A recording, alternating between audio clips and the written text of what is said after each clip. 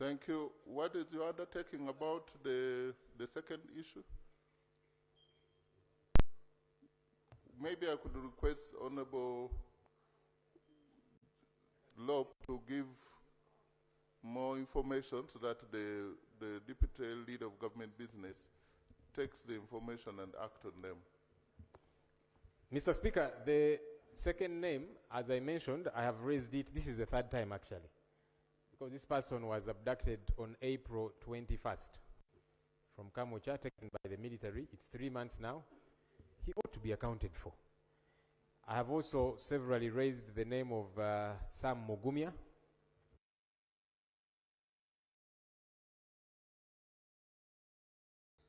My concern with the response of the Leader of Government Business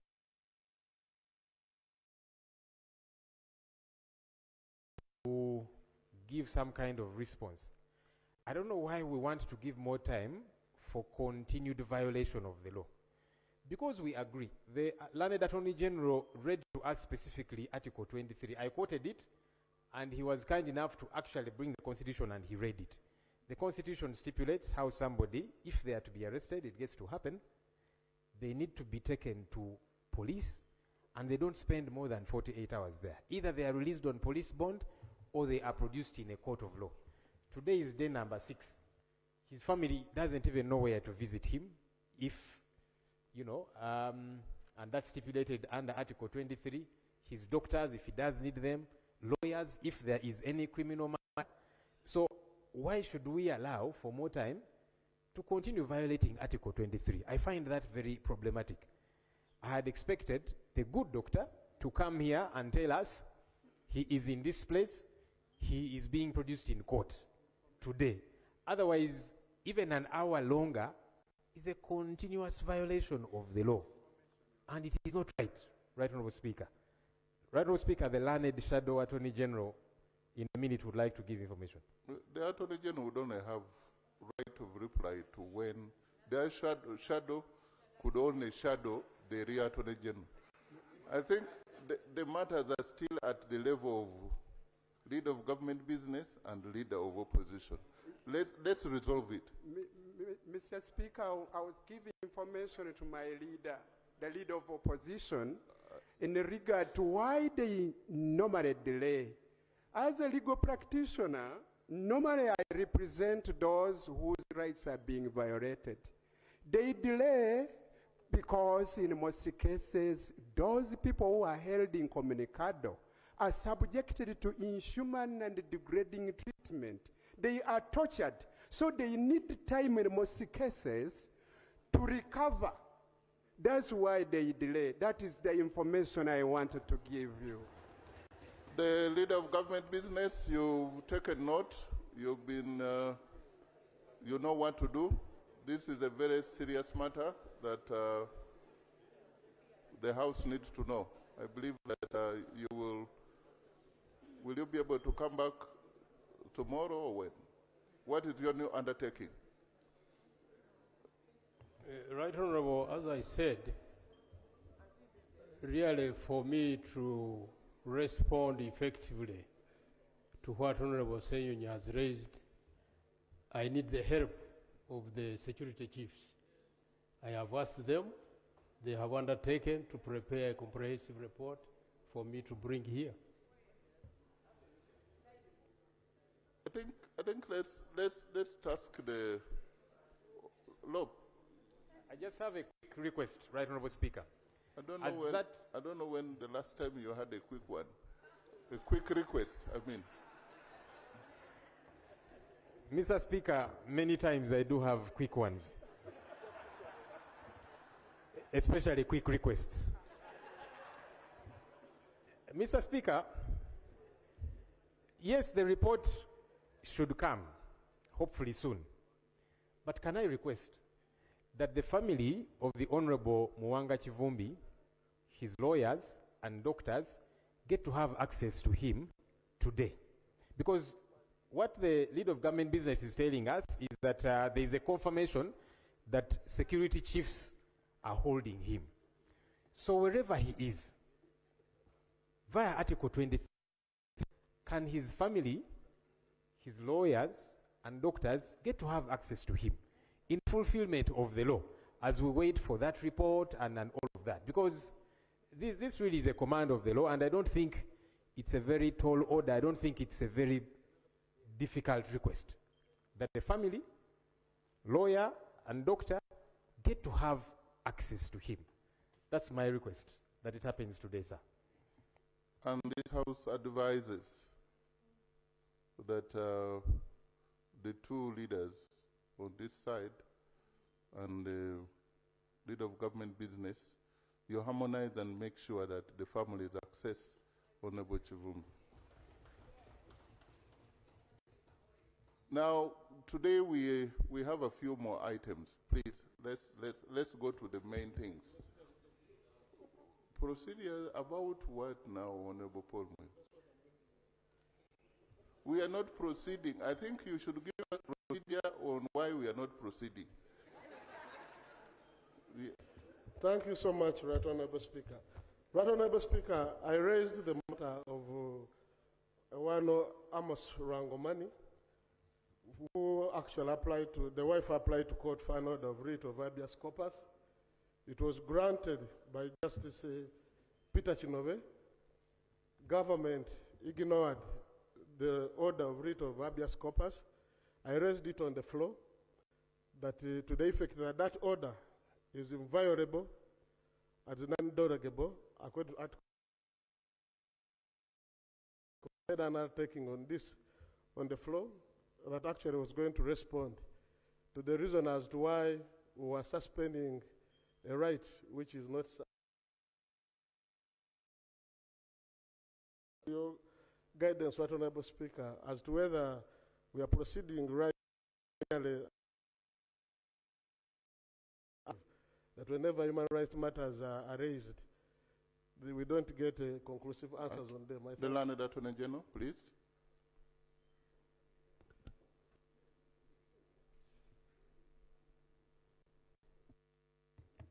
Thank you, Right Honorable Speaker. Actually, before I give an answer, I note that this is the first time I've addressed this House when you are in the chair. The first time I did so, the Right Honorable Deputy was in the chair. So I want to take the opportunity to congratulate you, Right Honorable Speaker, to assuming that office. Honorable Speaker, habeas corpus is a fundamental constitutional right. Court, it is applied for in court. It lies to the office holding that person. That office must be known. And when it lies there, that office or place is compelled to produce that person in court, a competent court, to show cause why he should not be released. I've not got it clearly whether that writ of habeas corpus was served on the competent authority which was holding that person. If it was served, it's now upon that authority to produce that person in court and show cause why he should not be released. If it's not yet brought before court, then there's another phase.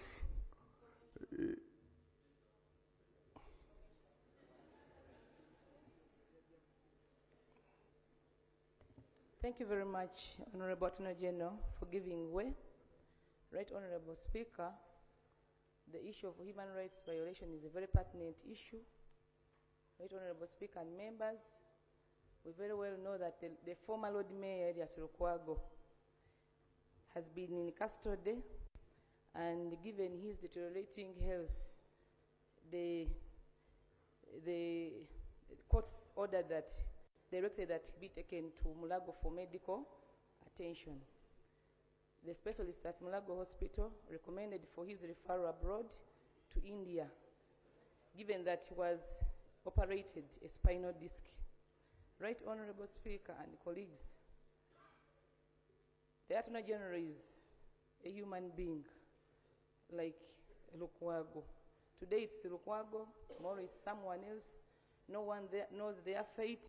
And given that the medical specialists at a national referral hospital referred for a medical referral, and the Attorney General is in a no, and is still here trying to say this one is an issue, is an issue of justice. Right, Honorable Speaker, isn't it procedurally right for the Attorney? I think you were giving the information. Right, Honorable Speaker. And you've done that successfully. Let the Attorney General respond. Right, Honorable Speaker, my prayer is one. You know, you, you make prayers when you're making information. Thank you. Your prayers can be anticipated that you want the Attorney General to respond to you. Okay. Yeah. Right. Thank you, Right Honorable Speaker. Actually, I was responding to the legal matter of the habeas corpus, and I was giving the process of that right. And I was responding to the issue that it was issued by court. And I was saying if it is issued by court, it lies to that body which is illegally holding that person. And it compels that body to produce that person in court and show cause why he should not be released. And if that process has not been gone through, then it should be engaged and ensure that it goes through. That's the legal position, Mr. Honorable Speaker. So I guide that Honorable Paul Mwiru, who is a lawyer practicing, you furnish the Attorney General with the details.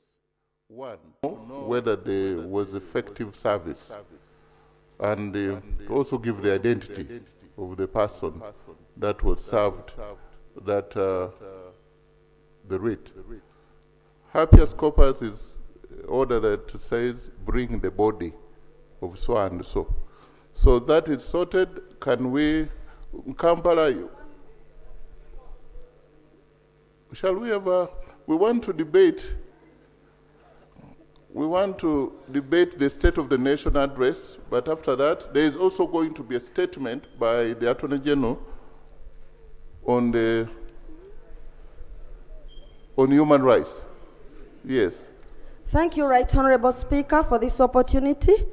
I'm Shamim Malende, the Woman Member of Parliament for Kampala District.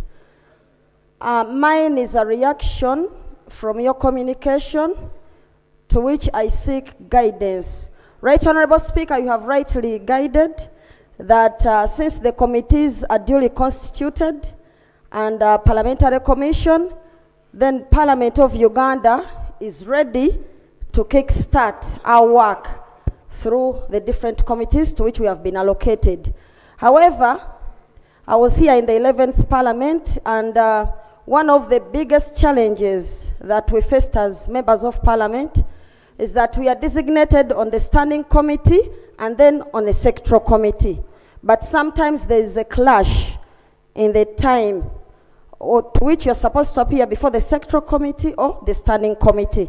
So the guidance I seek from this House, Right Honorable Speaker, is that is there a way that the clerk to Parliament or those responsible can come up with a program whereby we can effectively represent our people through the different committees without missing any committee meeting on which we are supposed to appear, so that we can effectively represent our people. Thank you, Right Honorable Speaker. Thank you. That matter was fully discussed in the Business Committee. Honorable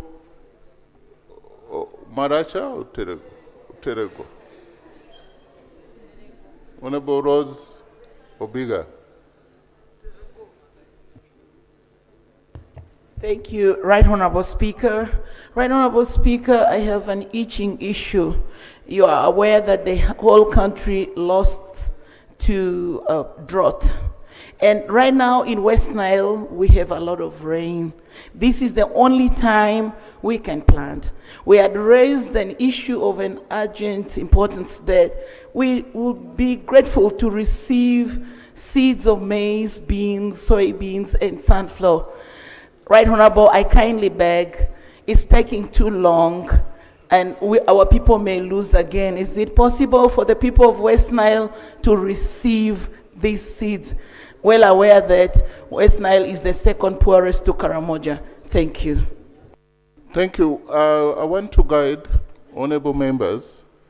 We have matters of national importance, and my office received a request from Honorable Annette Junoni Pamela Kabarole, District Woman MP, received also from Honorable Aguti, District Woman Sarah Aguti from Dokolo, from Honorable Shamim Malende, who has already finished,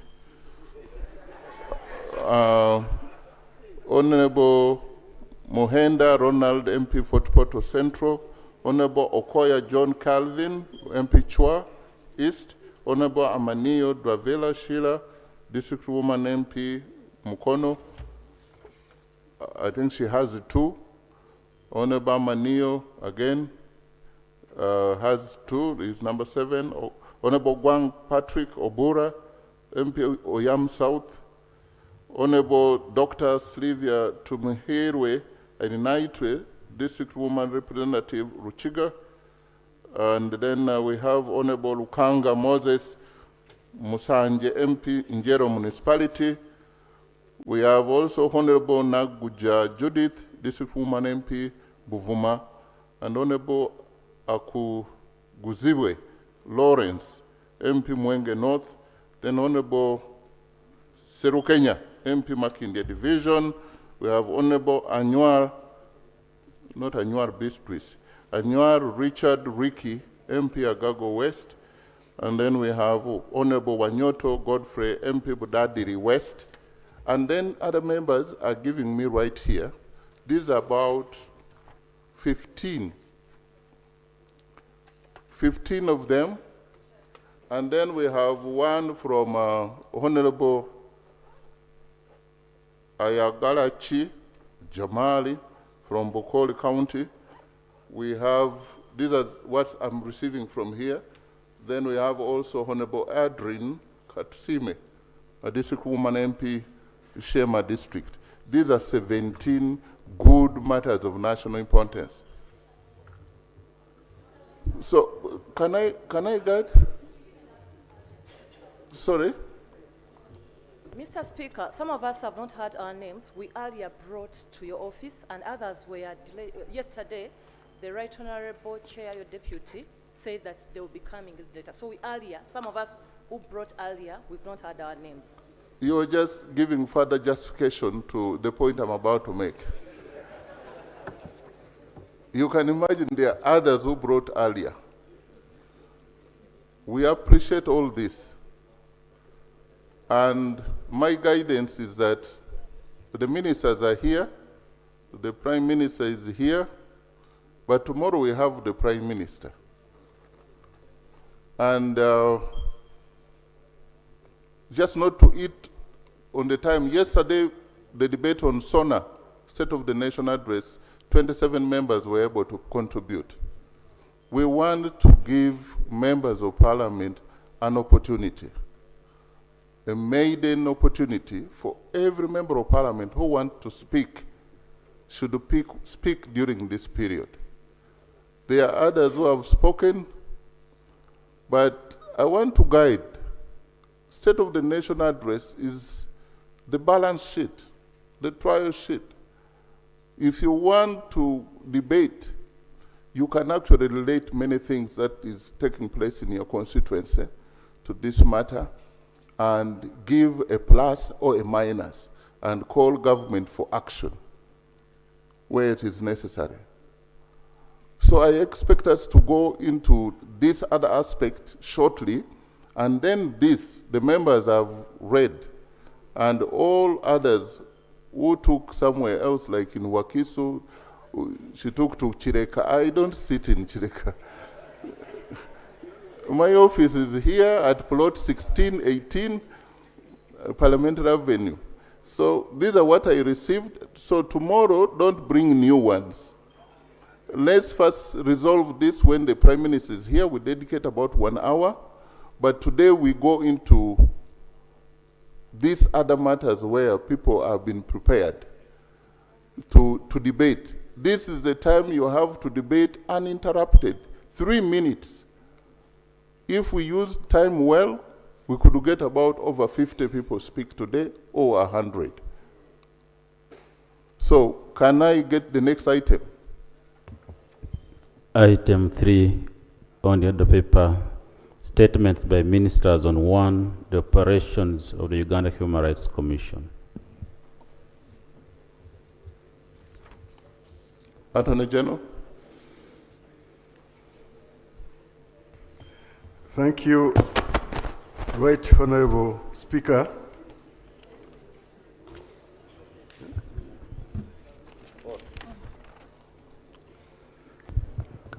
Right Honorable Speaker and honorable members, in the 6th sitting of the first meeting of the first session of the 12th Parliament, held on 7th July 2026, Honorable Sewungu Joseph Gonzaga, Member of Parliament for Kalungu West, raised an issue regarding Chapter 4 of the Constitution, Bill of Rights. He informed the House that the Uganda Rights Commission was not fully executing its mandate in relation to remedying human rights violation and protecting human rights, and expressed dissatisfaction with the government in the context of government's response, and indicated that there were reports in the press relating to investigations of the Uganda Human Rights Commission by the Inspector General of Government. I was called upon to respond, and I requested for time to prepare a response, particularly in regarding to what was happening in the Human Rights Commission and being reported in the press. Honorable members,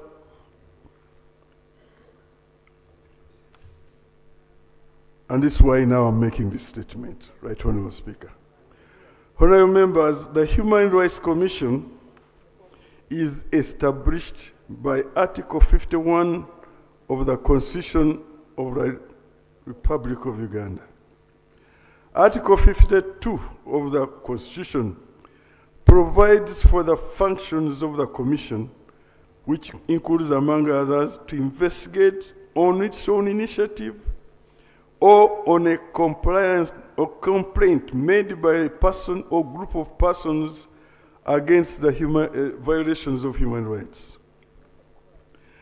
The Uganda Human Rights Commission Act, Cap 26, further elaborates the functions of the Commission and its governance structure. Now I'm going on the effective composition of that commission.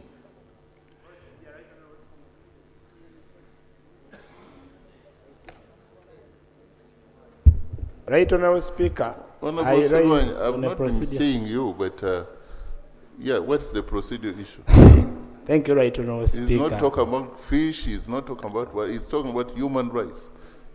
Thank you, Right Honorable Speaker. Right Honorable Speaker, the procedure matter I'm raising is that the Attorney General is giving a statement, but it is either not uploaded on the iPad or I need more orientation on uploading them, because when you look at the iPad, the documents are totally From the look of things, it seems like yours is... you've not picked your iPad. The Attorney General, please summarize this statement. Summarize. Yeah. Right Honorable Speaker. You can follow from the screen. Oh, the statement is already there. So what I want to go right ahead is to highlight those areas which were pertinent and have enough for Honorable Seunga Seungu, goes like Seungu, to bring to this Honorable House and requiring a response. The most urgent was the press reports about the investigations.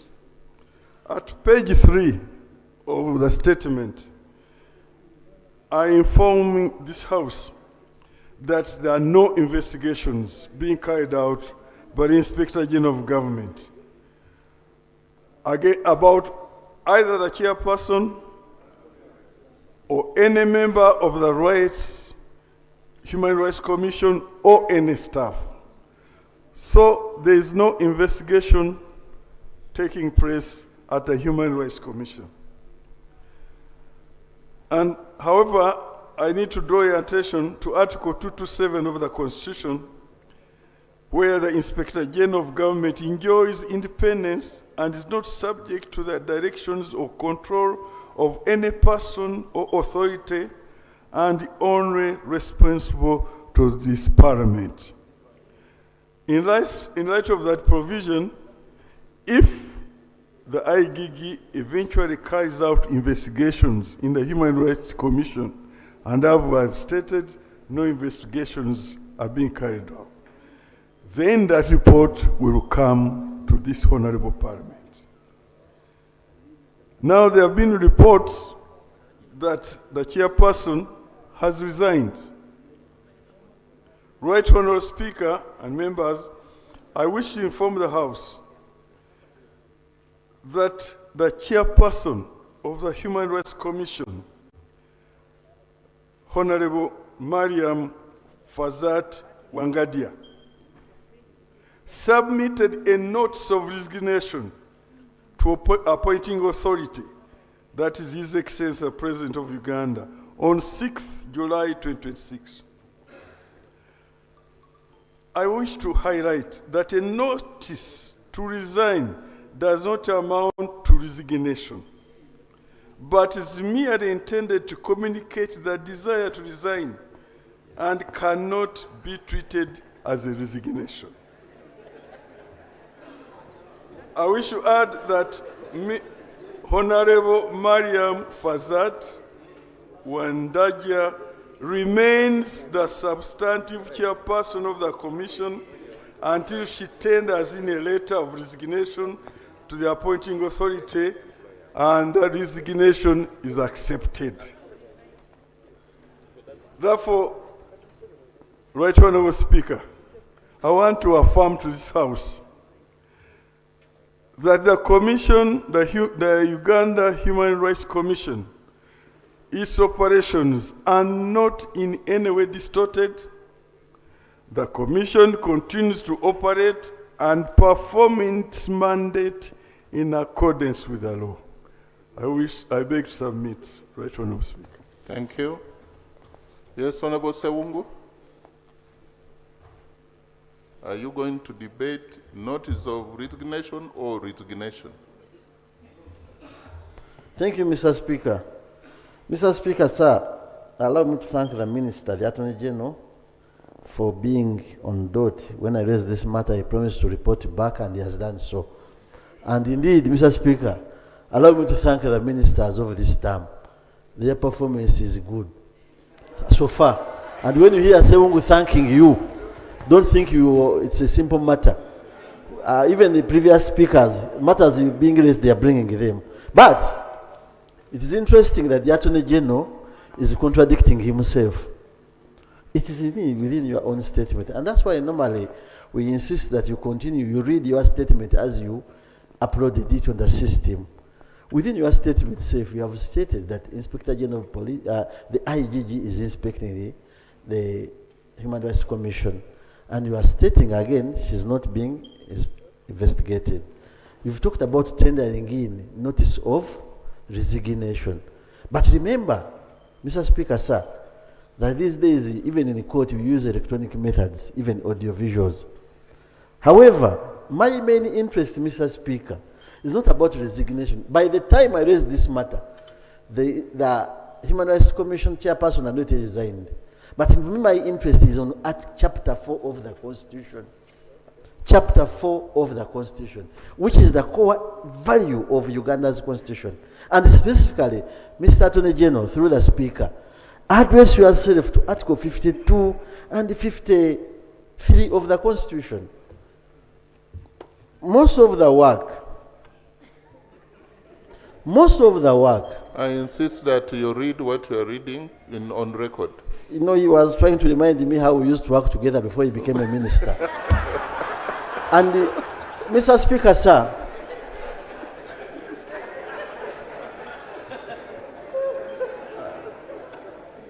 Mr. Speaker, all the issues being raised by our leader of opposition, which are being consumed by the public, are the duties of the Human Rights Commission.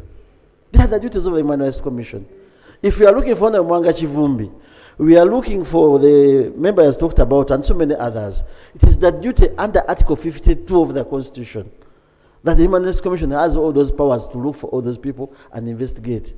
But here you are now, there is bickering in the Human Rights Commission. Bickering. Others are talking about people suffering with AIDS, which is against the HIV Act again, because you cannot subject someone to torture being employed by government because he's HIV positive, then you have to die. Thank you, Honorable. So as I conclude, Mr. Speaker, I would pray through you to the Attorney General and the leader of government business, go back to the appointing authority and make this commission be what it's supposed to be. Otherwise, it is shameful. And people cannot address their issues to an office, an entity, which is also bickering itself. They are going there for remedies, but there are no remedies within the institution that is within government. I beg to rest my issue. But thank you. I think government take note that Honorable Sewungu and others are not satisfied by the performance of the Uganda Human Rights Commission. You want, please, let's move. Guidance, if you want to guide the speaker?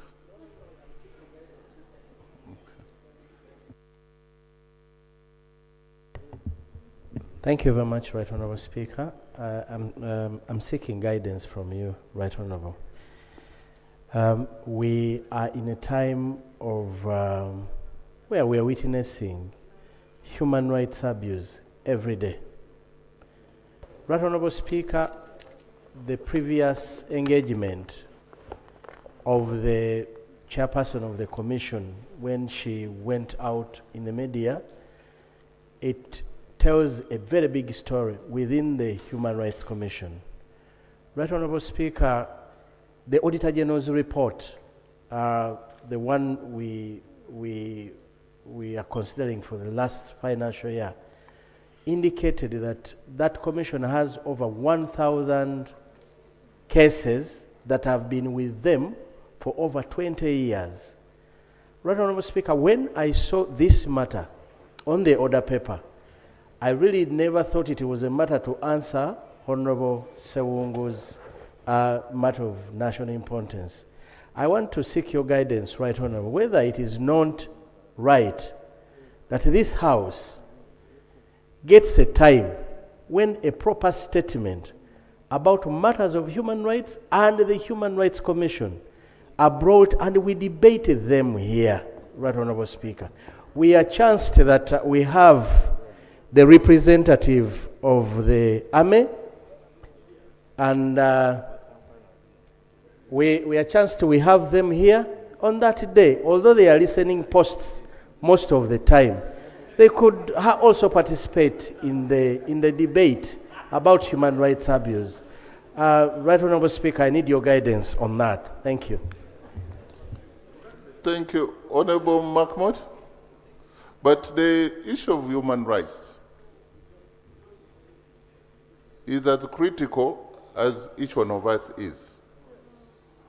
I think I would love to see in this House where we shall be able to debate the laws on human rights and how we can balance the balancing of the right of the person who is a victim, and we define who is a victim, and then also we balance the rights of those who have been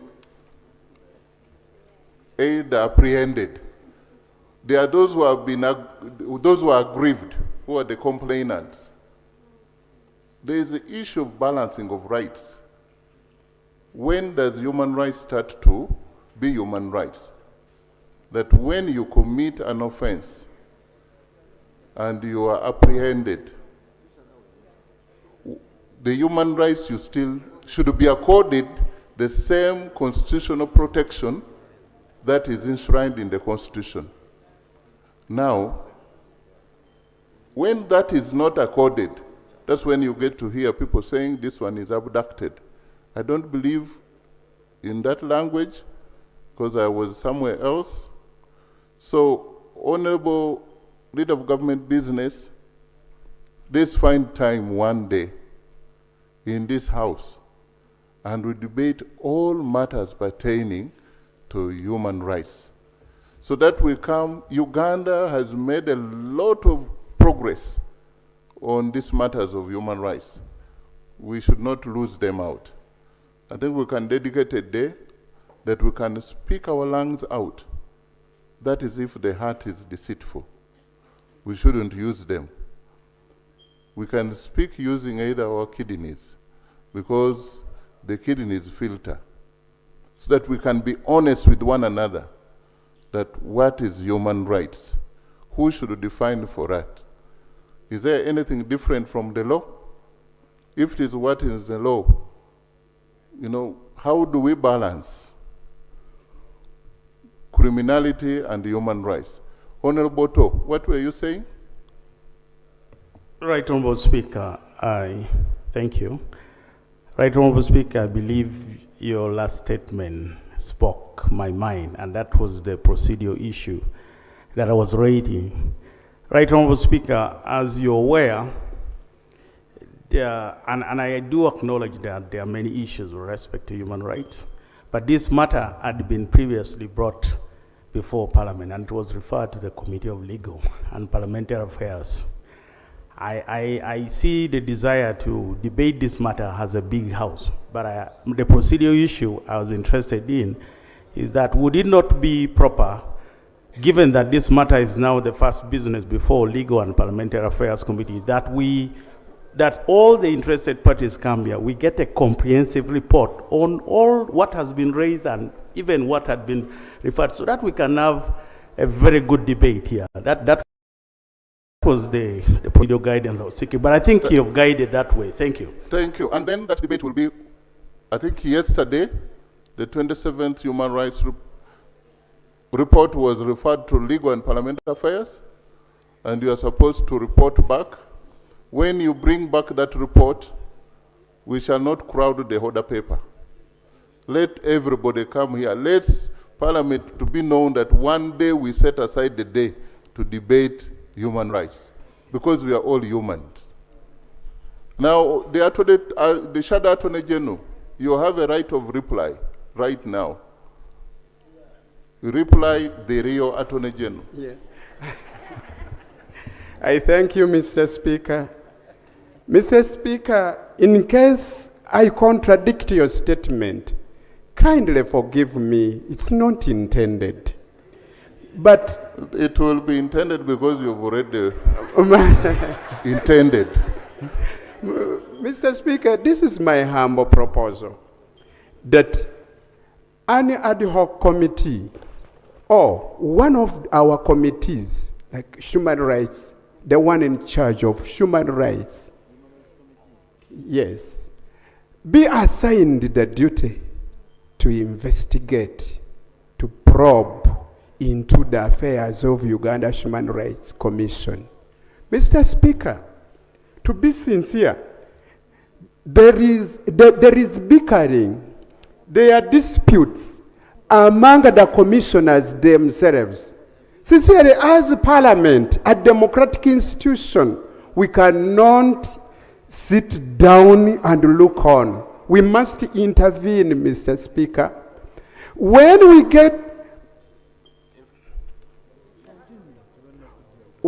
get the report from that committee, in case, Mr. Speaker, you allow the committee, to be assigned, it will be the basis for our debate, Mr. Speaker. I beg to submit. Okay.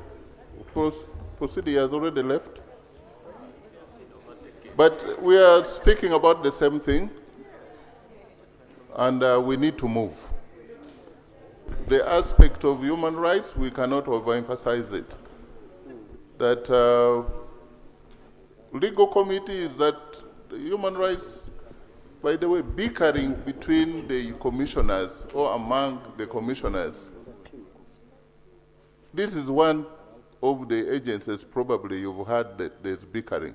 But there are so many bickering institutions. If we go on investigating, it's like when you pass by a neighbor's home and you hear they're quarreling and you stop by. You want to inquire, you will hear again another neighbor. Yes. But the point which has been made is that this is affecting the performance of the Human Rights Commission as an institution. And we believe that the relevant committee is at liberty to invite the Human Rights Commission team to come and answer a few of the issues. And when they bring the report, we can go on. Please, can we go to the next? Item 3.2, statement on the situation on malaria in the country. Yes, Honorable Minister of Health, this was a matter raised by Honorable Andrew. Yes, listen attentively.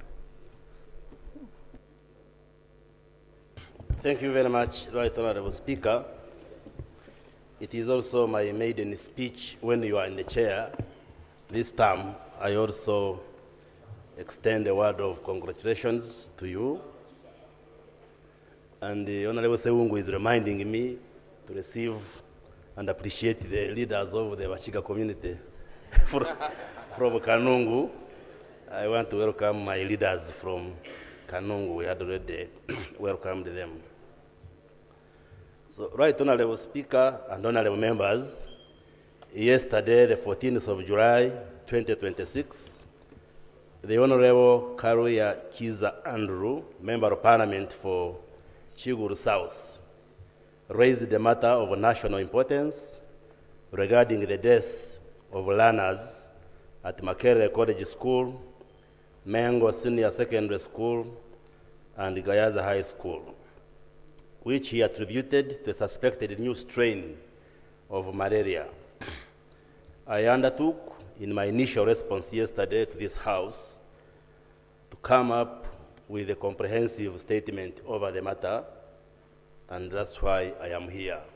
I think also the Honorable Namboze of Mukono had also raised that matter on the list of issues of national importance yesterday. So on behalf of the government of Uganda and the Ministry of Health in particular, I extend our deepest condolences to the families, guardians, school communities, and fellow learners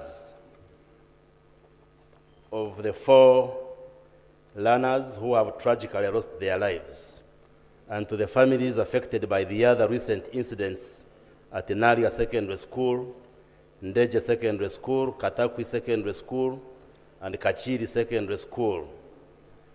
No parent should send a child to school and receive news of this nature. So we convey our condolences to the families. This statement sets out first the factual position on the reported death. Second, the technical explanation for why school-age children are presenting with severe malaria. Third, I will also speak to whether there is a new or more virulent parasite strain responsible for this death. And fourth, I will also speak about the measures government has already put in place and the commitments that I want to make before this Parliament. Let me now speak to the factual position on the reported death, and the statement is loaded on the iPads. The Ministry of Health confirms that 4 learners have died in the Kampala metropolitan area following severe malaria. 2 at Makerere College School, 1 at Mengo Senior Secondary School, and 1 at Gayaza High School. And for completeness, and to avoid the conflation of unrelated incidents in the public discourse, we also want to press on record that separate recent learner deaths also occurred in other schools, but these deaths were not related to this surge in malaria and are not part of this malaria cluster. I have provided a table that indicates the number of deaths in the various schools. Makerere College School, the cause of death of the 2 learners was due to severe malaria. Mengo Senior Secondary School, 1 child died due to severe malaria. In Gayaza High School, 1 learner also died due to severe malaria.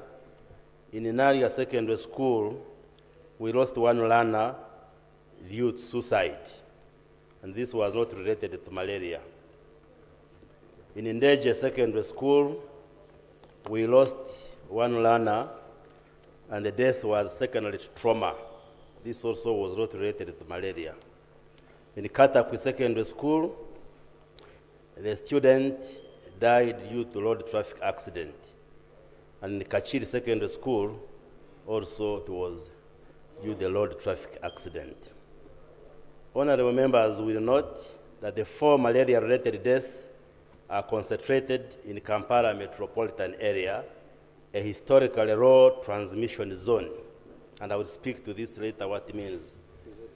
This geographic pattern is central to the ministry's technical assessment below and is not on the current evidence indicative of a nationwide surge in malaria mortality among school-age children. In other words, we are saying there is no nationwide surge in malaria infections, but these deaths occurring among our children, our learners, is largely in the Kampala greater metropolitan area because it's a low transmission zone and the learners do not have the immunological competence to fight off malaria, as I will explain. Honorable members, Right Honorable Speaker, let me provide the technical explanation why school-age children in urban areas have an elevated risk of malaria. And the question which is being posed, is this a new or more dangerous strain of malaria or not? Right Honorable Speaker, I want to address this question directly and without ambiguity, because it is a question that has understandably alarmed the parents and the public. Uganda routinely conducts genomic surveillance of circulating malaria parasites through the National Malaria Control Division in the collaboration with research partners. Genomic surveillance refers to the analysis of genetics of the parasites to see whether what is causing this outbreak or infection is different genetically from the other parasites. So we usually carry out those assessments and analysis. And this surveillance has not detected any change in the virulence of the parasites currently circulating in the country. Virulence means the ability to cause disease and in a more aggressive manner. So the analysis we have done doesn't show that there is a change in the type of parasites causing these infections among our children. So Plasmodium falciparum, which is the parasite which causes malaria, remains as it has for decades the dominant species in Uganda and accounts for approximately 97% of infections, and it is well established as the species responsible for the most severe forms of the disease.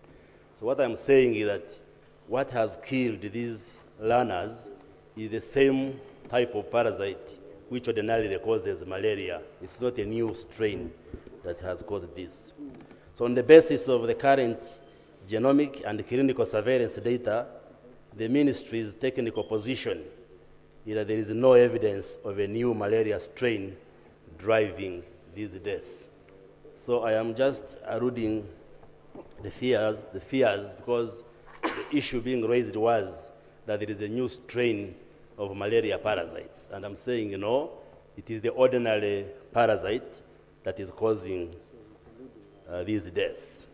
So the question then is, why then are school-age children dying?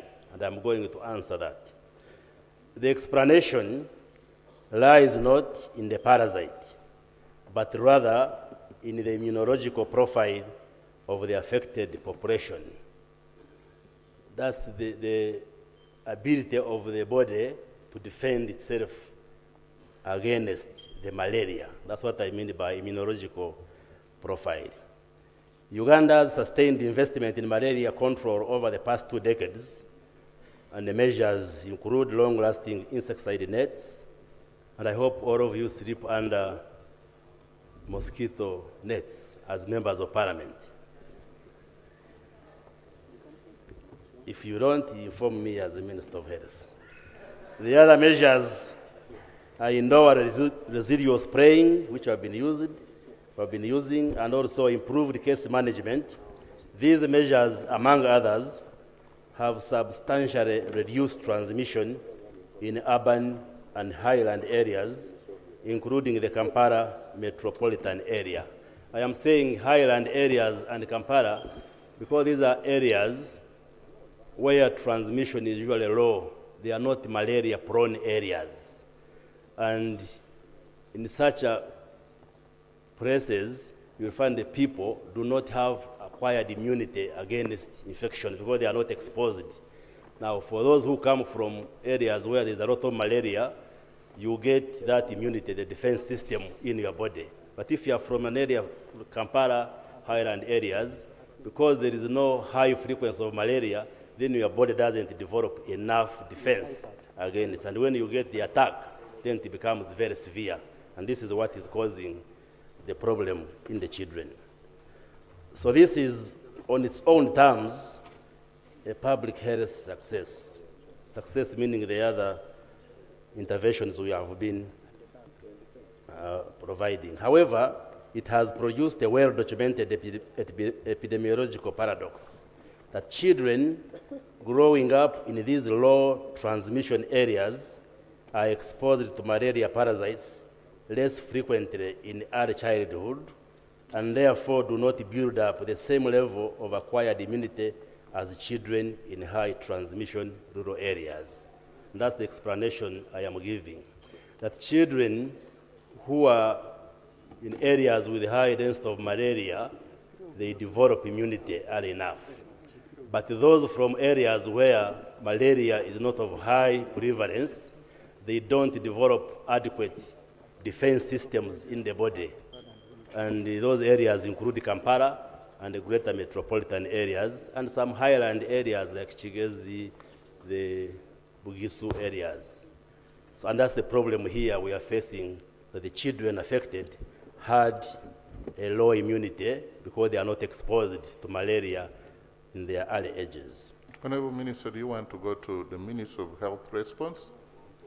I know Honorable Kaluya is already nodding because you've used a lot of terminologies. That's the problem of making a PhD holder to be a Minister of Health.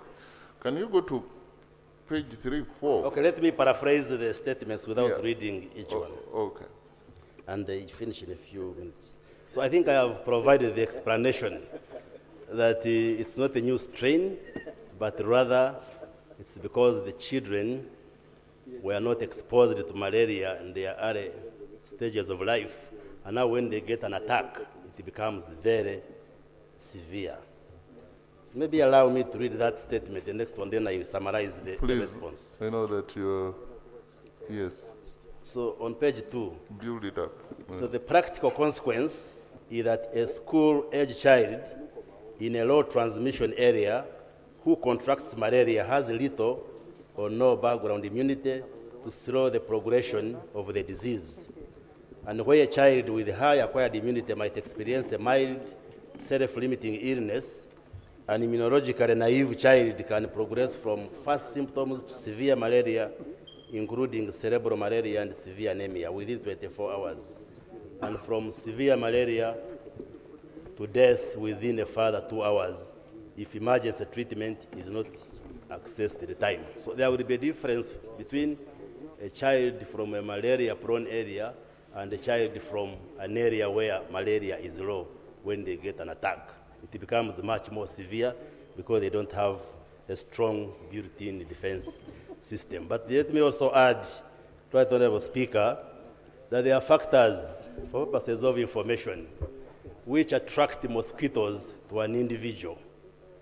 For instance, a pregnant woman attracts mosquitoes compared to one who is not pregnant. There is also... You may have to explain... Yes, I can. There is also evidence. Is it about the size of stomach, like for general kidding there? Or? There is also evidence, Right Honorable Speaker, that if you are consuming alcohol, especially beer, you also attract mosquitoes. Yes. So if I sit with you and I am taking juice, and for you are taking beer, and there are mosquitoes around, you will get more bites of mosquitoes compared to me who is taking water or juice. This is science. Why? There are factors. Mosquitoes get attracted to the amount of carbon dioxide you exhale. Number two, when you have raised the body temperature, that also attracts mosquitoes. Number three, if you are sweating, you see people taking beer in a bar can bring sweat. Now sweat, in that situation, both for pregnant women and even those taking alcohol, it has some chemicals, particularly lactic acid, uric acid, and ammonia, which attracts mosquitoes. This is evidence to research. You can read it. It is documented. It is documented. So that's why when we have a campaign against malaria, we focus on pregnant women, children, but also children and pregnant women produce other biological substances called pheromones, which attract mosquitoes. So this is information which we factor in our communication so that the public understands. Briefly, what has been our response as the Minister of Health? Right Honorable Speaker, I am not discouraging you from taking the bitter thing, but I'm saying when you take it, beware that the mosquitoes are looking for you. So you can take it from inside the room or have a mosquito repellent. Honorable Minister, could it be possible that mosquitoes are attracted to those who take alcohol because they wouldn't feel it? They wouldn't mind. And so they cannot be killed. Mosquito could be that wise, because somebody taking alcohol is so preoccupied with other things. But go on, you're making very good points. Yeah. No, because the mosquitoes also want the alcohol, and as you take it, you are releasing some products which now attract, so they also share on the bottle. Thank you, Minister. With permission of the Speaker, I can... It's you're on floor. It is me, but Thank you, Honorable Minister. I agree with you 100% that that challenge, but I want you to put this one clear about these four cases. I want to know about the diagnosis, whether they were diagnosed in time. Secondly, how they were managed, if they managed the malaria very well. And thirdly, about the... Honorable Member, we are going to give some few minutes for... Allow the Minister to yeah. Thank you so much. Yeah. I will answer, Honorable Member, I will answer those questions as I read the response of the ministry. I was coming to that.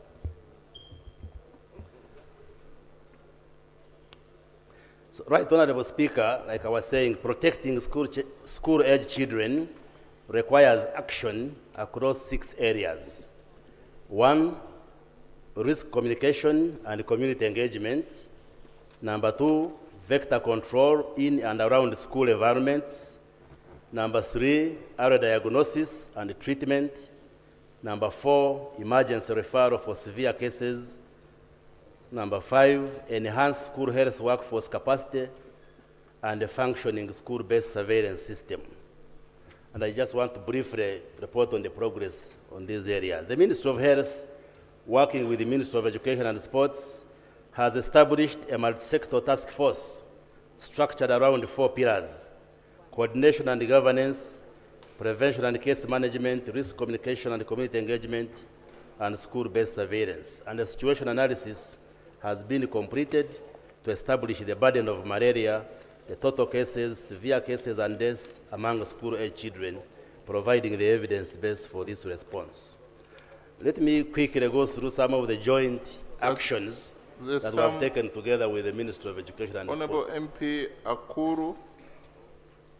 Ekuru. Alex, are you in? You're blocking the way. There is an emergency. Go on. And next time, the Sergeant at Arms, you don't need to bring me this thing. This is what local village MCs do.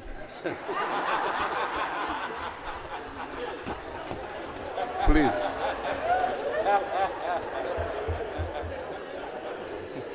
The parking problem.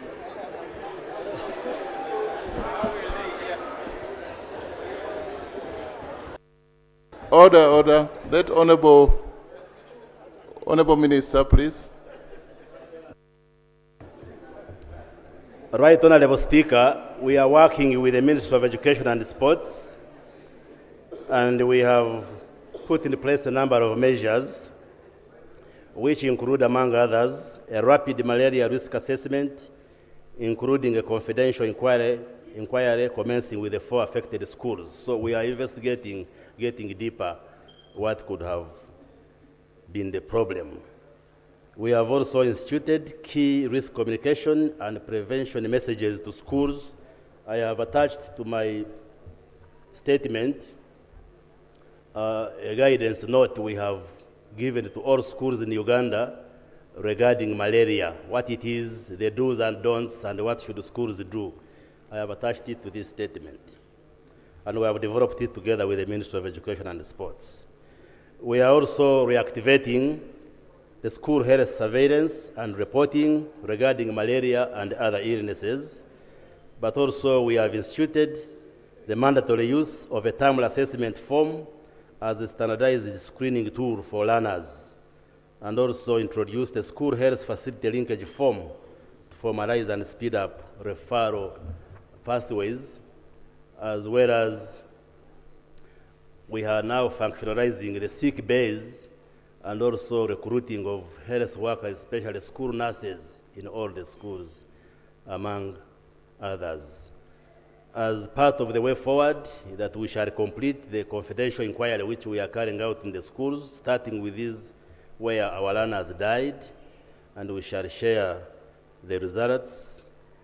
I'm also going to issue a ministerial circular to all schools on malaria and other illnesses in schools. We are also starting on the recruitment and deployment of nurses, school nurses, and health workers in all our schools in Uganda, and also working on strengthening emergency referral systems within schools so that we link the schools and the nearest health facilities so that situations like these where children fall sick, they can be referred at the earliest to avoid some of these deaths like we have witnessed. And also we are developing a costed plan which we shall share on how we can manage malaria and other health challenges in our school populations, Right Honorable Speaker. So we are on top of the situation, and I pledge that I will continuously update Parliament on all the actions we are undertaking. But once again, we convey our condolences to the families, and going forward, we shall ensure that we strengthen the system so that our children do not die needlessly when we send them to schools. Thank you very much, Right Honorable Speaker. Thank you, Honorable Peter Gwa. The Minister of Education. Your Excellency, first of all, I want to begin. Right Honorable Speaker,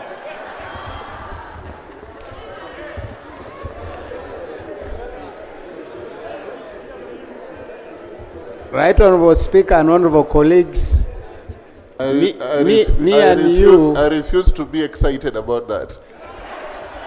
Me and you know my sector and where I am. In most times, I am privileged to address the head of state. So I want to sincerely apologize to you. Right Honorable Speaker, on my own behalf, allow me to congratulate you for becoming the Speaker of the 12th Parliament. Congratulations. In line with the document or the presentation of the Minister, allow me first confirm and agree that this statement was a consultative between the Minister of Health and the Minister of Education and Sports. However, I have one area where I want the record to be corrected. In Katakwi, where I come from, and in the constituency where I represent, the alleged death of a kid, for the record, is not true. Secondly, it is true one driver of a school bus of Amuria High School died when they were transporting our children for a school excursion to Entebbe Airport. And that school is also called St. Paul's Comprehensive Secondary School in Katakwi, in Ngariam constituency. I want to thank the health team from Iganga and Jinja Regional Referral Hospital for attending to our children, who up to now, some of them are still receiving treatment, but none of them has died. That is for the record. I thank you so much. Thank you very much, Honorable Bariomusi. Your explanation would not attract a lot of debate, but I want to give to 4 people, medical people. But before the medical person comes, let me get Honorable Kaluya. Please, if you are traditionalist, please. Yes. Honorable Kaluya, you are the one who raised the matter. Thank you, Right Honorable Speaker. And Right Honorable Speaker, allow me also to congratulate you upon your election as our Speaker for the 12th Parliament. Allow me also to congratulate you upon your appointment as a special envoy for somebody. Right Honorable Speaker. To what? For PLU. Okay. I don't know why people are having a noog about that. Right Honorable Speaker. Yeah. I want to thank the Honorable Minister for a very wonderful and elaborative response over the matter that I raised as a matter of national importance over the death of some students who succumbed to malaria. It is very good that he has allayed our fears, whereby we thought there was a new strain of malaria in the country. It gives us a lot of comfort, both as parents and as leaders, that we don't have to worry so much about what is going on. However, we just need to improve on how we combat the malaria itself. Thank you. Right Honorable Speaker, when I raised the matter, I had prayers, and I want to affirm that the Honorable Minister has ably answered all the prayers that I raised, and I beg to thank him so much. Thank you, Right Honorable Speaker. Thank you. And I want to, on this note, thank the front bench. Join the Honorable Sewungu. If we continue this way, this Uganda will be different. Next, Honorable Emis. Shadow Minister Health is where? Please, traditional healers, don't speak now.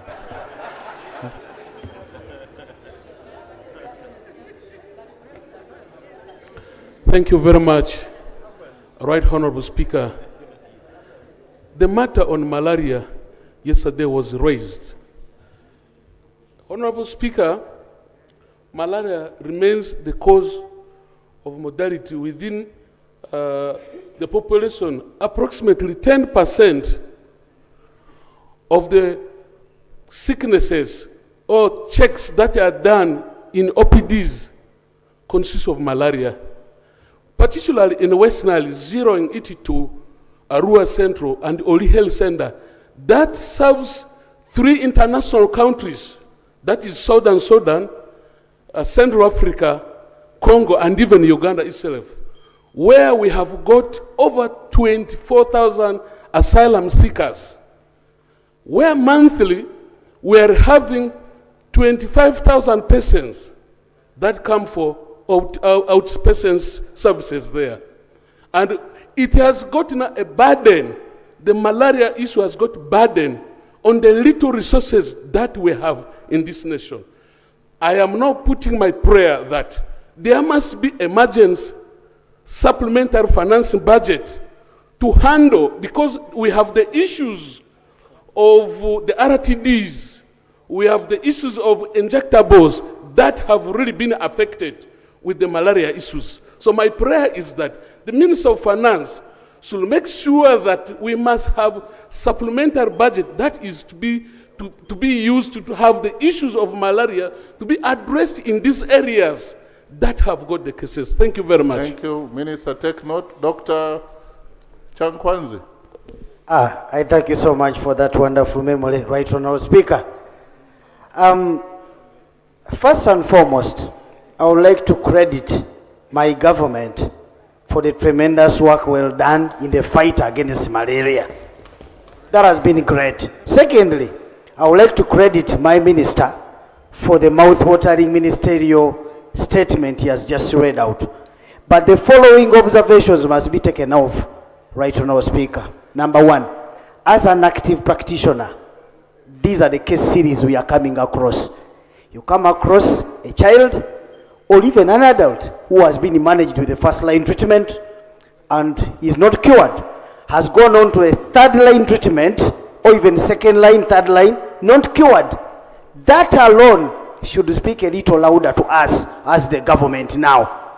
We shouldn't in any way hide our heads like the ostrich, but we should rather be a little more vigilant, widely vigilant. Why?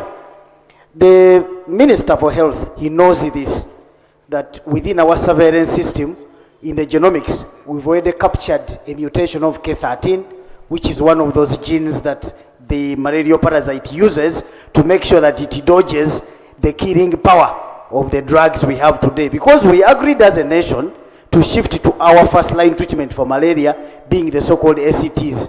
Those are the artemisinin combined treatments we use. But now, that mutation of a gene has been picked within our population. True, what is telling us that these are the cases we've had of death that he reported are coming from a low malaria endemic region, yes, and therefore the immunity is not good enough, yes, but we shouldn't forget that. And also, we should remember as a nation, when we were shifting from chloroquine and quinine to ACTs, it all started like this. Cases of resistance, cases of resistance here and there. So we should institute a team. Actually, first and foremost, a parliamentary statement should be as follows. Us creating a situation whereby there is more financing to the genomic surveillance team. More financing should also be going to the following major laboratories that are helping us in history. You want to lower your microphone a bit? Yes. The one of Makerere University, the one of Uganda Virus Research Institute, and the one he has talked about of the malaria control division that we do have. But when we increase finances to them, that will enable them actually have a high rate of picking out those cases of resistance. That's number one. Number two, we should also remember, each one of us, wherever we are coming from, we are challenged. The presence of those services actually at the different health facilities. We are finding situations, I'll give you a case in point. When you look at Intweto Health Center 4, when you look at the budget, whatever comes up, it comes in time. The government provides it by monthly supply of drugs and all these other test kits and whatnot. But you know what is happening right there? Whatever they apply, whatever they supply on the ground to work for 60 days, it is exhausted within 11 days. Okay. That tells you we have to revisit our budget and pay more emphasis on issues concerning stock, the kits and the drugs for against malaria. Thank you. And lastly, as I conclude, Right Honourable Speaker. Honourable Member, keep it short. All right. Yeah. As I conclude, Right Honourable Speaker, we should also ensure that on the ground, as we give these drugs or we make them available, we should ensure also that the facilities which we upgraded and we don't have the functional machinery within and also the staffing norms, we actually come up and we put the staffs there and also the machineries within those facilities. Thank you so much, Right Honourable Speaker. The medical doctors are giving us a lot of time. Let me get some traditional healer. Honourable Bangura.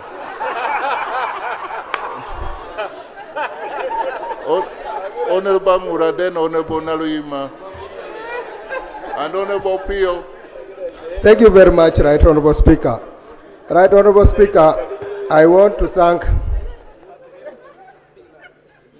the shadow health should prepare, yes, and that should be the end. We go to the main debate, yeah. Right Honourable Speaker, I want to thank the Honourable Andrew Kaluya for raising this issue yesterday, but also thank the Honourable Minister who has ably responded to this very important issue that was raised. Right Honourable Speaker, I want to thank government of Uganda.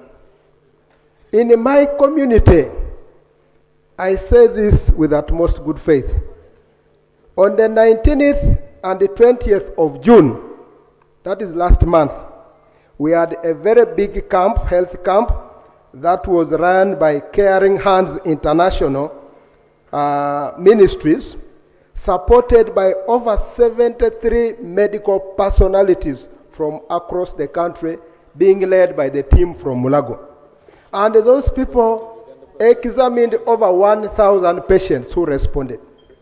And when I went to close that camp, I was surprised by the report that I was given. They thought they were coming to attend to many malaria cases.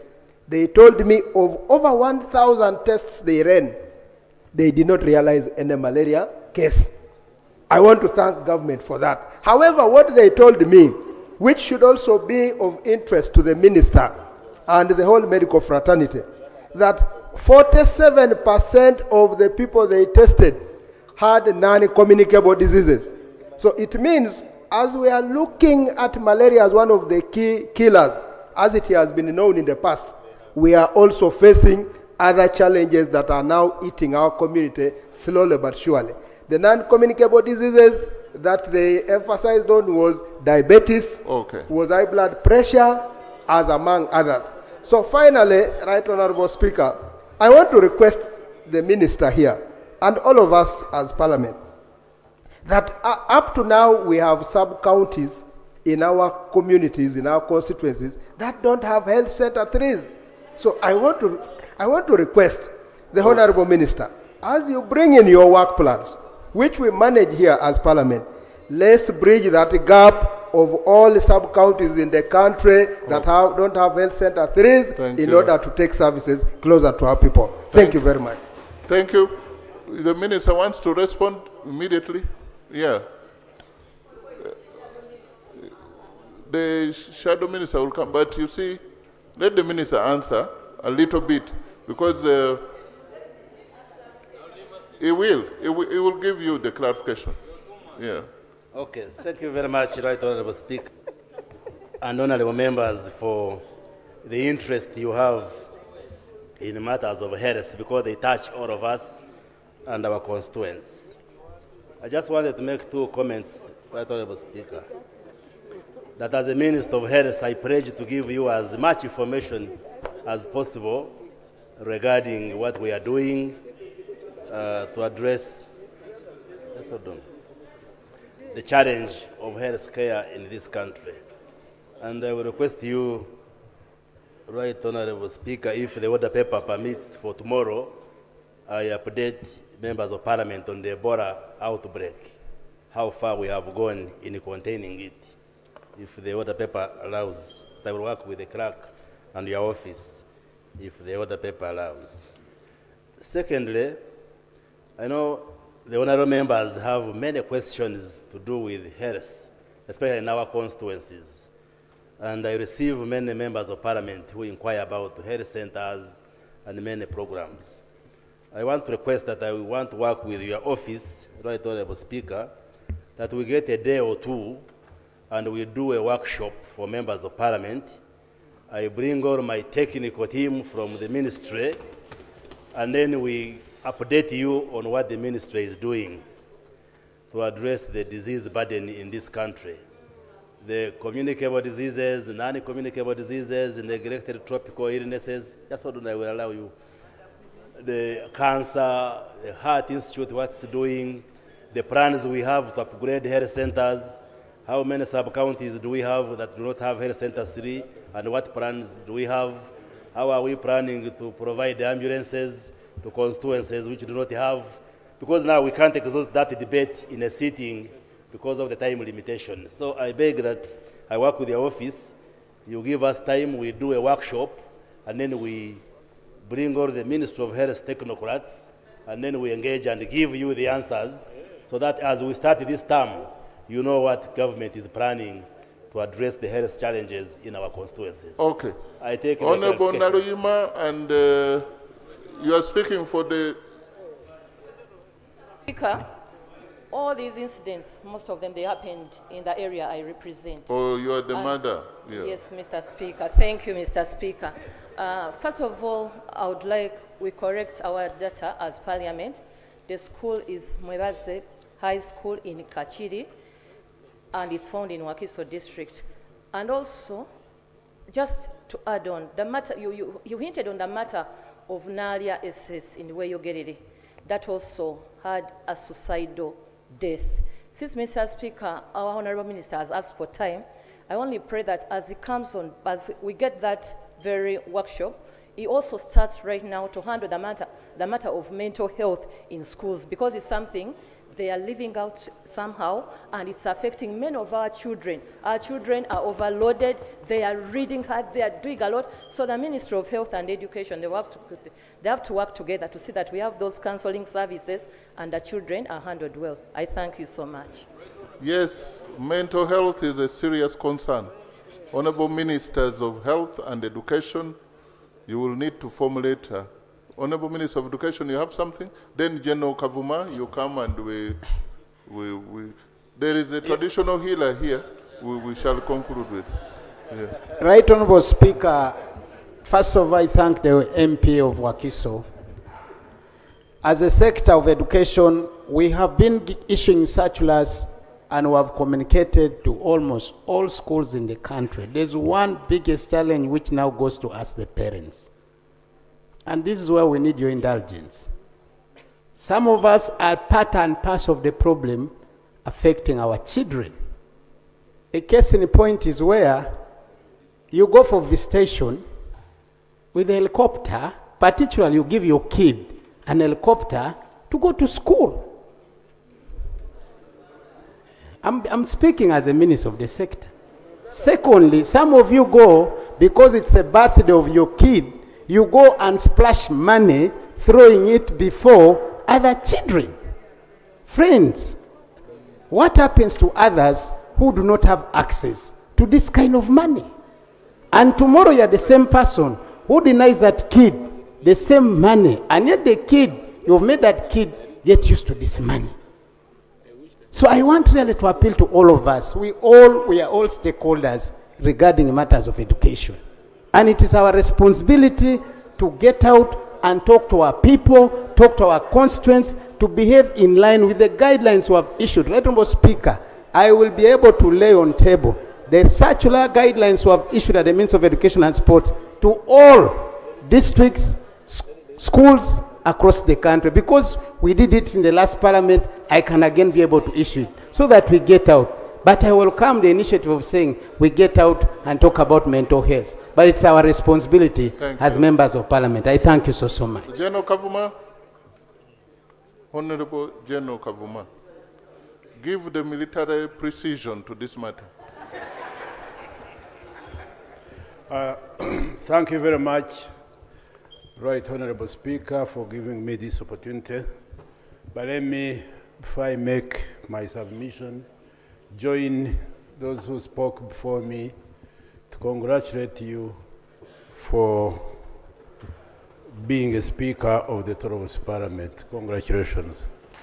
Number two, on the matter, I'm not a doctor, but I'm a reader, I'm a parent, and I have life.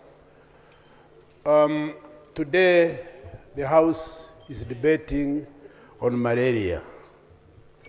But I don't think it is only malaria that is killing Ugandans. So many, but this one was maybe special because it killed children. And malaria has been killing children, by the way, for a very long time. It is still, I think, the topmost killer disease in Uganda. However, Ugandans, if you do research, even in the region, we lose a lot of people because of quite a number of illnesses and problems. And I've been trying to do some research to find out why in Uganda, speakers, ministers, PSCs, generals, cancer. Why? Why in Uganda? And my research revealed two main issues. Number one, Right Honorable Speaker, is that 98% of Ugandans do not go for periodic and regular medical checkups. That is a fact.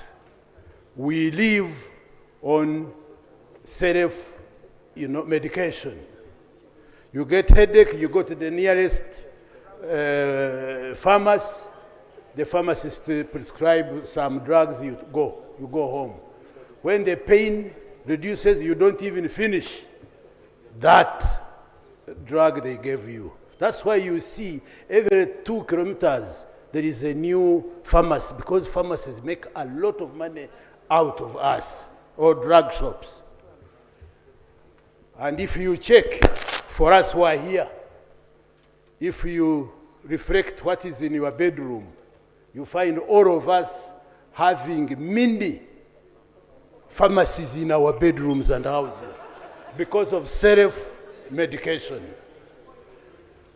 Now, that is a problem to all of us. But number two, Right Honorable Speaker, is even the 2% that try to find out how they are, to check regularly, do not get the correct diagnosis. That is also another huge problem. If you pick 10 people from this parliament and you send them to the famous hospitals in Kampala here, you go to Murago, they'll take your blood and whatever, they'll give you results. If you go to Nakasero and test for the same, different results. If you go to IHK, they give different results. Now, where is the problem? You have issues, they say it is pneumonia, mild pneumonia. They give you a sack of antibiotics. You finish them, the pain comes back. You go to another hospital, it is ulcers. They give you another sack of antibiotics. You finish them, the pain comes back, you go to another hospital. It is... Now, those, Right Honorable Speaker, those who afford, when they go to our neighbor here in Aga Khan, which takes only 50 minutes from here, they check you, they find you have cancer and it is at stage 4. So my question is, where is it the machines? Where do we buy these machines? Is it the people that read the outcome of the machines? Where is the problem?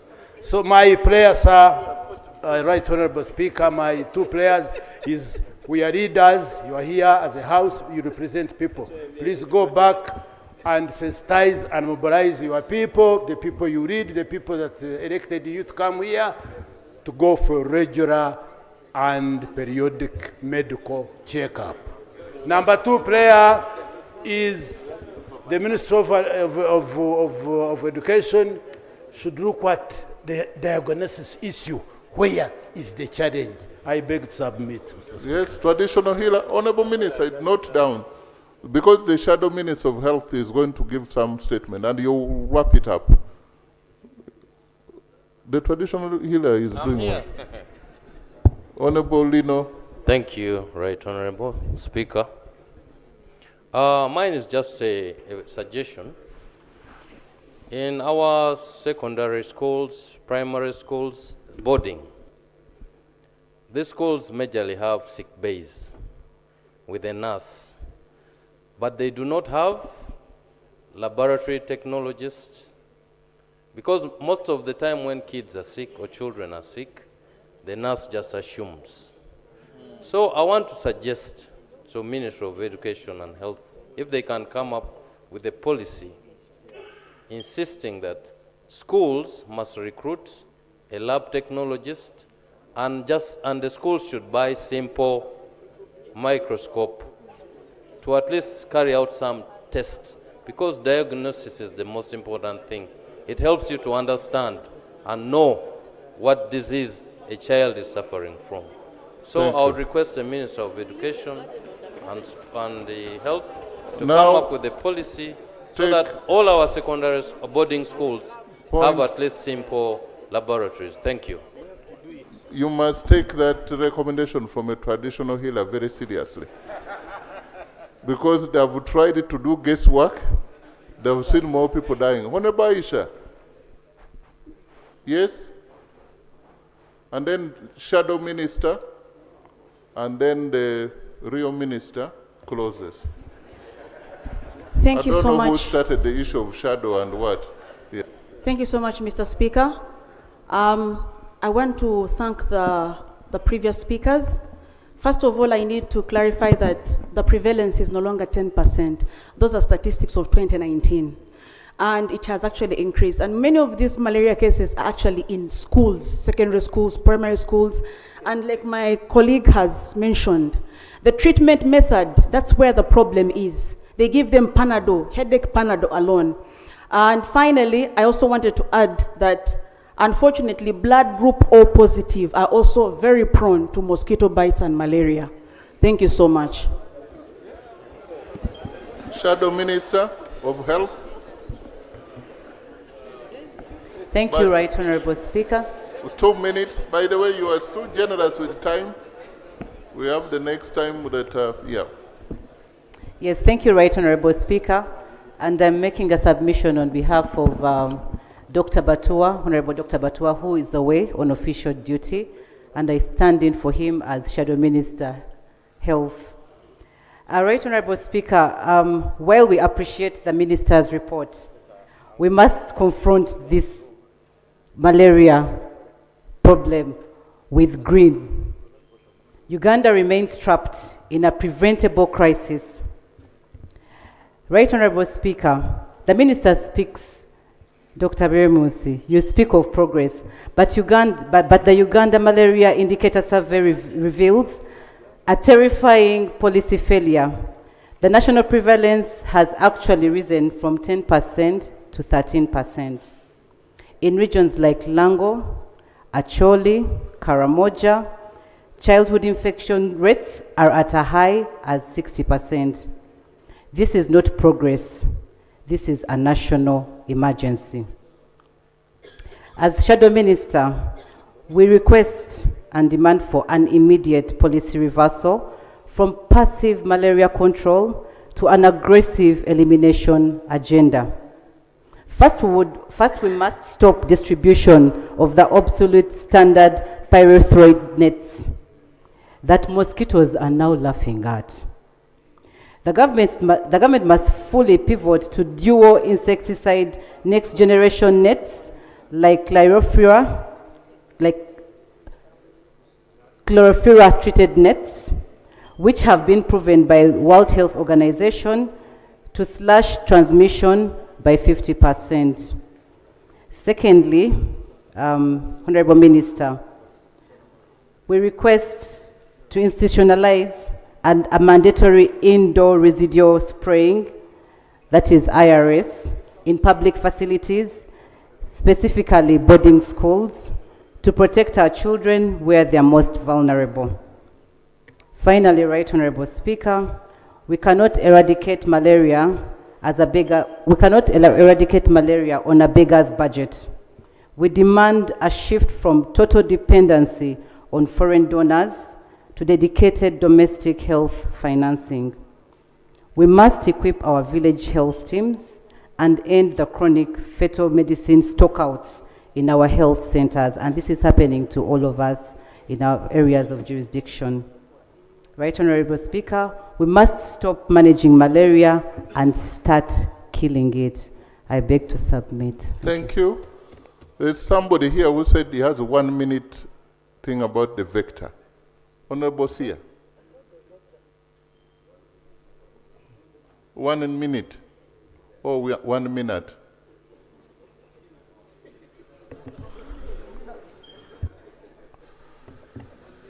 Right Honourable Speaker. A lawyer speaking about vector in 1 minute. Yes, Right Honourable Speaker. I join my fellow members in congratulating you to that honourable seat. And I also want to thank my honourable brother for that great statement. Now, we have been talking about the parasite, but I understand that we can also look at the flip side of this coin, which is the vector. I understand there's a new vector in Uganda, which would probably in the future cause more difficulty in terms of fighting malaria, especially relating to the malaria tool. It bites during the day. That means bed nets will not work. It breeds during the dry season. That means the incidence of malaria during the dry season, which are normally low, will still be at a height. So these are some of the things that I would want to relate with my honorable minister, to look not just at the parasite site, but at the vector. I think it's called phenastas. And I think the type of malaria tools that we're using right now will become obsolete. There's drug resistance, there's insecticide resistance. Malaria is the single biggest killer in Uganda. If Uganda does not look at this question with detail, honorable members, our population will be exposed to a lot of difficulty. So that was the issue I just wanted to raise with my honorable minister. Thank you. Honorable Minister of Health. What is the summation? Thank you very much, Right Honorable Speaker. I have the capacity to give a technical response to the issues being raised, but I have a limitation of time. So that's why I requested that you provide last time we do a workshop and be able to delve into details of what the honorable members are raising, including examining the policy on malaria, like my sister from Mukono is saying, is there a policy failure or not? All those issues, we can interrogate them when we have time. But the good thing, she's quoting from reports from government, all that information. But it's not true that the policy on malaria has failed per se, but we shall provide all those details and also the previous speaker. We are doing a lot of research on malaria. We shall be able to share all those issues about vectors and many other transmission dynamics.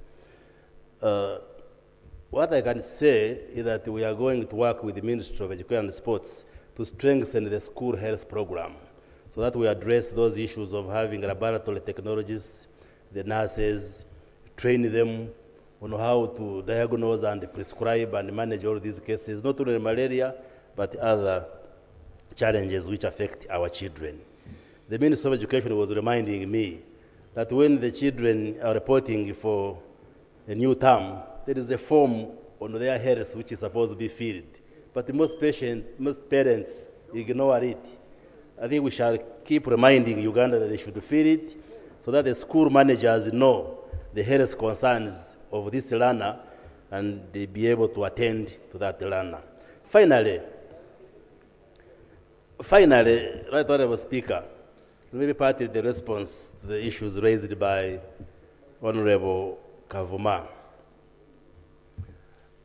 The disease burden in Uganda, that will be very brief, is characterized by what we call communicable diseases. These are diseases which can be transmitted from one person to another, like malaria, HIV, diarrhea, Ebola, all these.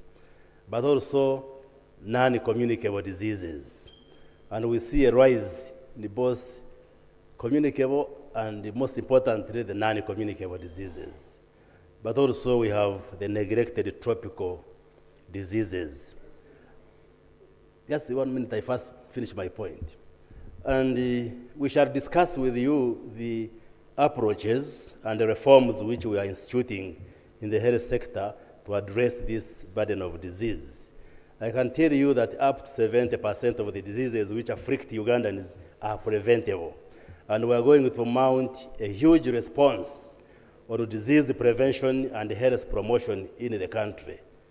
Straight from the center to our villages, we shall be giving you the strategies, but also strengthen clinical management of the diseases, including rehabilitation and the palliative care. And that's why you see us working day and night, visiting hospitals. And we are going to do both formal and informal visits to our hospitals to assess what is obtaining on the ground and be able to come up with reforms and strategies to improve health care in this country. So the assurance I am giving you is that we shall do everything possible. We need your support as Parliament to fix the health issues in this country because they affect all of us. Honorable Sewungu is dying with the point. No, Honorable Sewungu is a traditional healer. Please, let's go to another. Yeah. Maybe my response on malaria, what I didn't talk of is that we have now a malaria vaccine, which we are rolling out also among young people, including schools.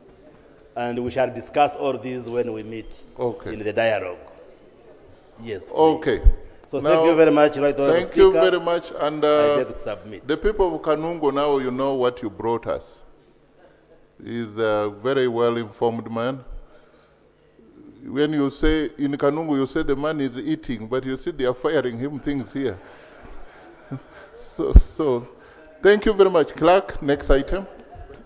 Item 4, motion for a resolution of Parliament to express gratitude to His Excellency, the President of the Republic of Uganda, Yoweri Kaguta Museveni, for the clear and precise exposition of government policy contained in the State of the Nation Address to Parliament of Uganda on 4th June 2026. And this is how we are going to proceed. Uninterrupted 3 minutes. I will begin with the following. Number 1, Honorable Engineer Bigamba Kutbat, Chivale County. Honorable Bruce Balava, Kabasa. Honorable Rugumayo Edison, and Honorable Ofono Pondo, all the persons. This on this side. On this side, you listen. We shall have Honorable Bisaso Abdul, Kasanda South. We shall have Honorable Kaluya Andrew of Iganga. I don't know whether Iganga or town or what. Chigulu North. Then we shall have Honorable Kutesa Patrick, MP Chimanya Kabonera. And then we shall have Honorable Auma Janet. So we shall go, you don't need to stand up unless I ask you to. Please, the debate issues now. No further guidance. No interruption. Where Engineer Katubat is not there, the next person, Honorable Bruce Balaba. Is he there? Yes. This is a structured way of debating.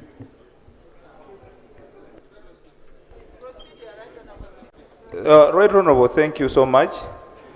My name is Wakoli. I'm just seeking a clarification from your communication. But how do you... We actually do not know how you have arrived at the names, and I'm wondering how we are going, because you guided ably that this is not a matter of national importance, and we thought that as your members were going to stand and pay tribute to the State of the Nation address. I'm just seeking... Yes, Right Honorable. Now you are quarreling. I'm not... A person who quarrels is the one who does not ask permission to speak. When permission is given to you, then you are debating. So there is a formality here. I want to dispose of what I have here, but then I will go back to those that may not have accessed the table, the offices. The whips are giving names to the chairpersons to the Speaker's office. So, Honorable Balaba, 3 minutes, uninterrupted. Thank you very much, Mr. Speaker. My name is Bruce Baraba Kabasa, Member of Parliament for Uganda County West. Mr. Speaker, I want to join the members who have spoken before in the previous days in thanking the President of Uganda for being clear in his statement to the country in the State of Nation address. Mr. Speaker, the President said many things, but he emphasized what he called the word. And Mr. Speaker, the President did indicate that without resources, he mobilized the people in the Cattle Corridor to engage in transformation from pastoralism to settlements and eventually to what we are seeing today as production and modernization of that community. Mr. Speaker, I want to relate this to what is happening in our country. In our country today, unlike when the President was engaged in the word, today there is an infrastructure. At the time he gave the word, there was no infrastructure for the civil service and the established structures to participate in mobilizing the people of Uganda. Today, we have a robust local government structure. We have civil servants at the parish and sub-county level, and we have members of parliament and councillors elected by the people of Uganda. The problem at hand, Mr. Speaker, is that the government of Uganda has not established a legal framework that coordinates the work of members of parliament, the work of councillors, together with the work of the technical people. As we speak now, Mr. Speaker, there are roads which are being launched in the country. There are hospitals which are being opened, health centers being opened across the country. And members of parliament are here and spectating on these processes. Mr. Speaker, the infrastructure of the ward that the NRM has established, especially after the introduction of UPE, is today disjointed. And in the process of disjointing this infrastructure, it becomes very difficult, Mr. Speaker, for the elected leaders and the local leaders to harmonize in the process of service delivery. Mr. Speaker, in very addition to what the President spoke about, it is important today that the government of Uganda, in implementing the address of the President, works out an organized structure where members of parliament individually, without... Next. Honorable Rugumayo, are you there? Honorable Fonopondo?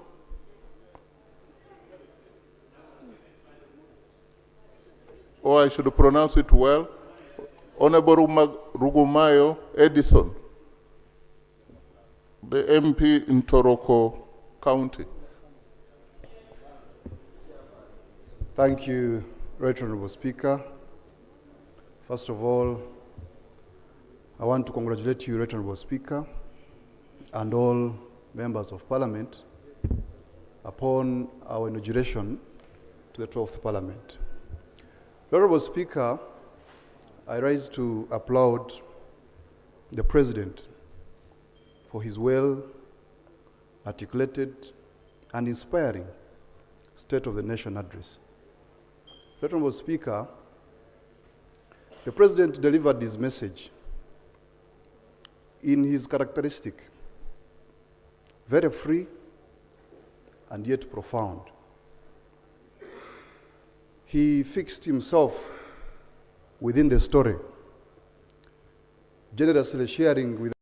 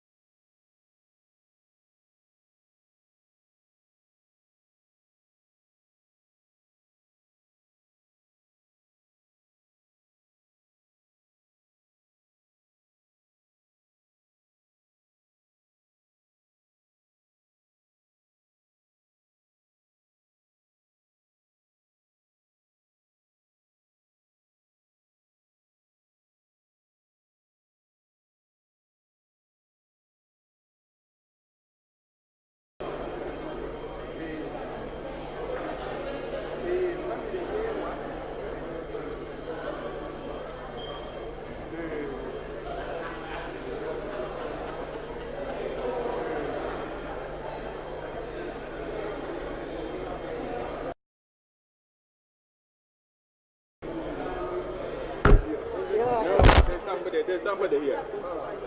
Somebody there. He has left his.